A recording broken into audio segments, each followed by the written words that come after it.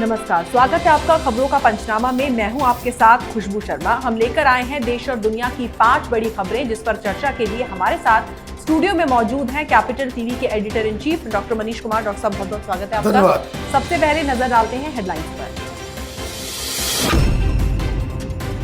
परमवीर सिंह को supreme court का झटका, ट्रांसफर रोकने वाली याचिका पर सुनवाई से इंकार। उद्धव देशमुख की मिडनाइट मुलाकात से फिर उठे सवाल। सुपर एक्शन में है महाराष्ट्र का तबादला गैंग। मुंबई के 86 पुलिस अधिकारियों का ट्रांसफर। बीजेपी नेताओं ने राज्यपाल से मिलकर की जांच की मांग। बीजेपी के हक में तय हो रहा है बंगाल और असम की जनता का मूड। जनता की बात की सर्वे के बादशाह और योगी ने कहा, सत्ता के लिए कांग्रेस ने किया सब बर्बाद। जनता से ठुकराए गए तो असेंबली के अंदर जंगल राज की साजिश। बिहार विधानसभा में आरजेडी नेताओं का हंगामा, स्पीकर की कुर्सी तक पहुंची। और कुछ राज्यों की लापरवाही से फिर बेकाबू हो रहा है कोरोना। पिछले 24 घंटों में आंकड़ा 27,000 के पार। महाराष्ट्र, पंजाब और केरल में हालात बच गए।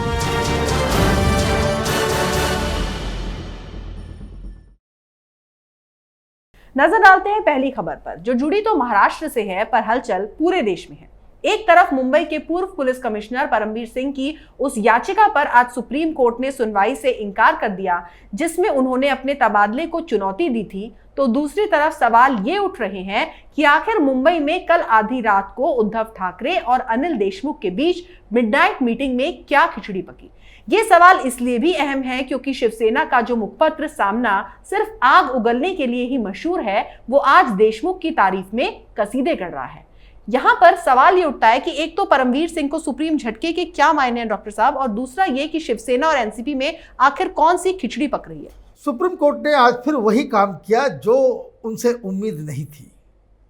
अब ये तो सवाल खुद सुप्रीम कोर्ट उठा रही है कि जो परमवीर सिंह ने जो अर्जी लगाई थी, जिस तरह की बातें, जिस तरह के आरोप उसने लगाए हैं महाराष्ट्र की सरकार के ऊपर, वहाँ के गृह मंत्री के ऊपर, इस पे तो सुप्रीम कोर्ट ने ये कह तो दिया कि ये मामला बड़ा गंभीर है, लेकिन सीबीआई इसकी जांच करे, इसका आदेश वो नहीं दिए। अब पता नहीं सुप्रीम कोर्ट में क्यों बार बार लोग जाते हैं, और जिन केसेस में सुप्रीम कोर्ट को अपना एक्टिविज्म दिखाना चाहिए, आगे बढ़ के सू मोटो इस सारी चीज़ों की जांच करवानी चाहिए, उसमें ये चुप बैठ जाते हैं।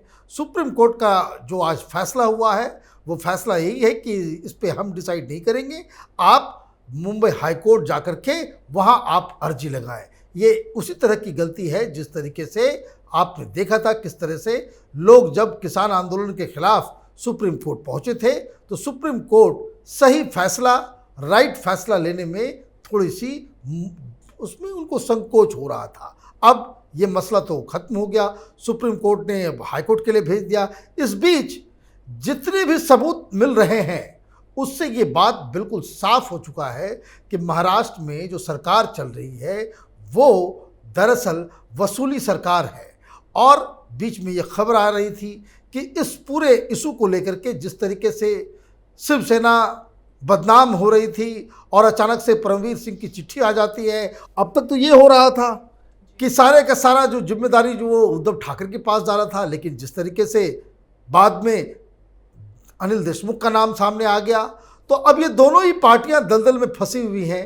तो रात के अंधेरे में जो मीटिंग हो रही होगी तो इसी बात के लिए हो रही होगी, कैसे इस पचड़े से बाहर निकला जाए। लेकिन जिस तरह के सबूत मिल रहे हैं, जिस तरह की कहानियां सामने आ रही हैं, उससे इनका बचना बिल्कुल नामुमकिन सा लग रहा है। जी, और नजर डालते हैं अगली बड़ी खबर पर। महाराष्ट्र का तबादला गैंग एक बार फिर से सुपर एक्शन में है। मुंबई पुलिस के 86 अधिकारियों का एक झटके में ट्रांसफर कर दिया गया है, और सबसे गौर करने वाली बात यह है कि इनमें से 65 सिर्फ क्राइम ब्रांच के हैं। बीजेपी ने महाराष्ट्र में चल रही उथल पुथल को लेकर राज्यपाल से मुलाकात की और इस पूरे मामले में निष्पक्ष जांच की मांग की। राज्य के पूर्व सीएम देवेंद्र फडणवीस ने राज्यपाल से इस मामले में मुख्यमंत्री को तलब कर देशमुख और वाजे पर कार्रवाई के बारे में जानकारी लेने की अपील भी की। डॉक्टर साहब, ये मामला कहां जाकर रुकेगा, आपको क्या लगता है?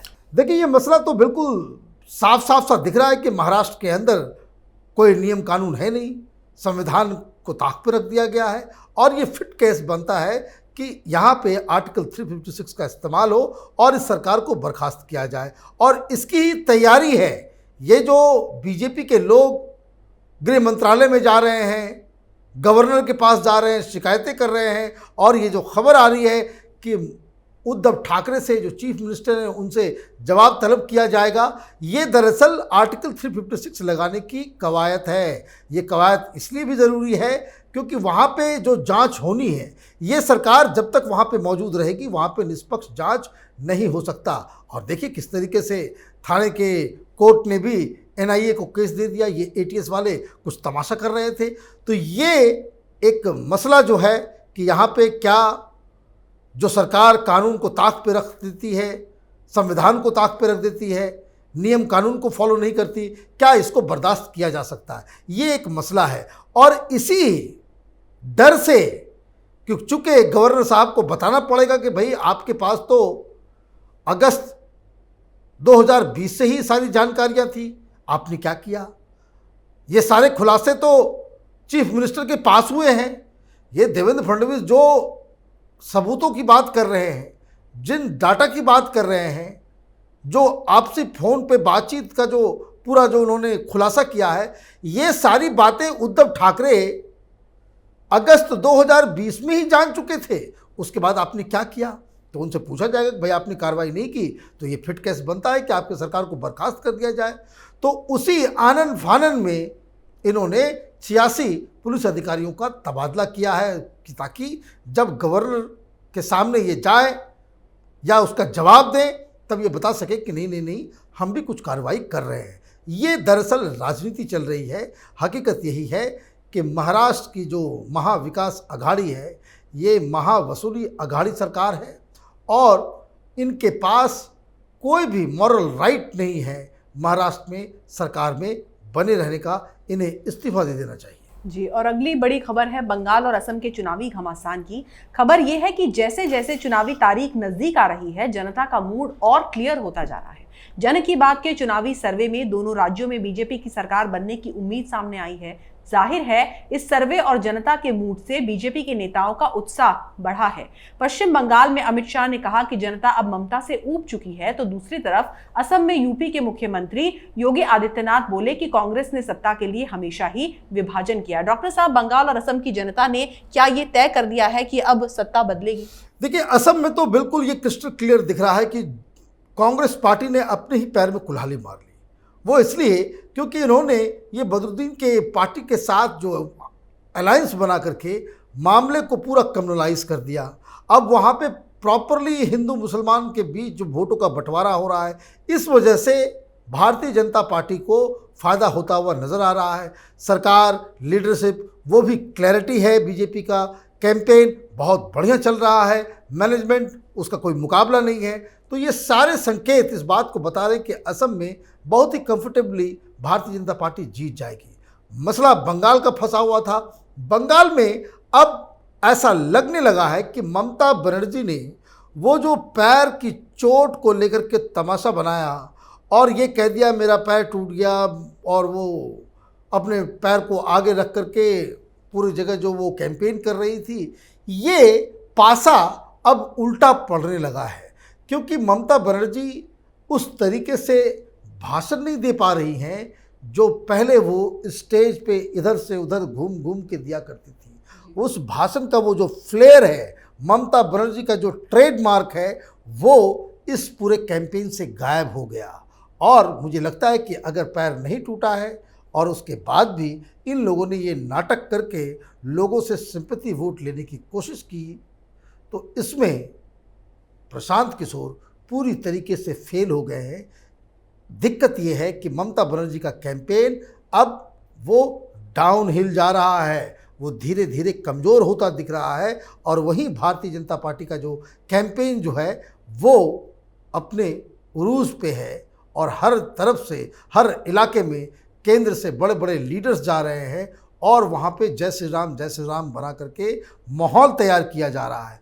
तो ये जो जन की बात का जो सर्वे आया है, ये इन्हीं चीज़ों को बाकायदा रेखांकित कर रहा है कि वहाँ पे जनता तो पहले से साथ में थी, लेकिन अब ये डिफरेंस जो है और भी साफ साफ दिखाई देने लगा है। जी, और बढ़ते हैं अगली खबर की ओर जो बिहार से आ रही है। जनता ने आरजेडी के जंगल राज को नकार दिया तो अब उसके नेता असेंबली के अंदर ही जंगल राज कायम करने की कोशिश कर रहे हैं। बात मंगलवार की है। बजट सत्र में पुलिस अधिनियम बिल 2021 के विरोध में जबरदस्त बवाल हुआ।